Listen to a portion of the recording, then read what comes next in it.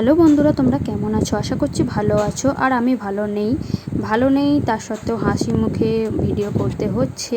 তো কারণটা তোমাদের আমি পরে জানাচ্ছি। আর তোমরা আমার ইউটিউব চ্যানেলটা দেখেছো, আমার অল ভিডিও আমি ডিলিট করে দিয়েছি। তার একটা খুব বড় কারণ আছে, কারণ আমাদের দুজনের সাথে খুব বড় একটা দুর্ঘটনা ঘটে গেছে, যার কারণে অনেক কিছুই হয়েছে। তো তোমাদের আমি পরে জানাচ্ছি ব্যাপারটা। আসলে আমাদের দুজনের ছাড়াছাড়ি হতেও আমরা বেঁচে গেছি। তো যাই হোক, প্রায় 1.5 মাসের মতন আমাদের প্রচুর ঝামেলা চলছিল, আর সব কিছু আমি তোমাদের পরে জানাবো। যাই হোক, তো আজকে আমরা রাইডে বেরিয়ে পড়েছি। আমাদের এখান থেকে কোলাঘাটে আমরা যাচ্ছি।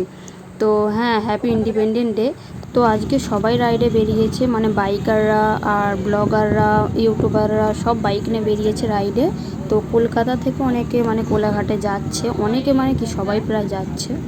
চলো গাড়িটাকে দাঁড় করে রেখে এবার একটু চা খেতে ঢুকি, চলো। যেহেতু আমরা বাড়ি থেকে চা খেয়ে বেরোইনি, 7টার সময় বেরিয়ে পড়েছি, তাই দোকানে এসে একটু চা খেয়ে নিলাম। তারপরে আবার আমরা গাড়ি নিয়ে হাঁটা দিয়ে দিলাম। তারপরে আমরা এখানে পৌঁছেও গেলাম। এই দেখো, আমরা কোলাঘাটে চলে এসেছি। তো ওয়েলকাম টু কোলাঘাট। আর হ্যাঁ, আমাদের সাথে এখনও পর্যন্ত অনেক কিছু ঘটছে।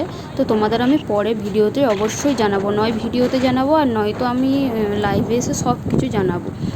তো যাই হোক, কোলাঘাটে আমরা পৌঁছে গেলাম। আমরা নেমে পড়েছি। Welcome to Kolaghat.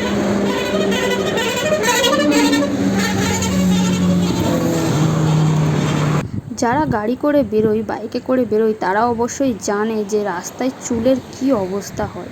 তো আমার চুলটা দেখতে পাচ্ছ কি বাজেভাবে কি একটা হয়ে গেছে, কিছু বলার নেই। জাস্ট যেহেতু আমি চুল বিনুনি করেছি, তার সত্ত্বেও চুলের আমার 12টা বেজে গেছে।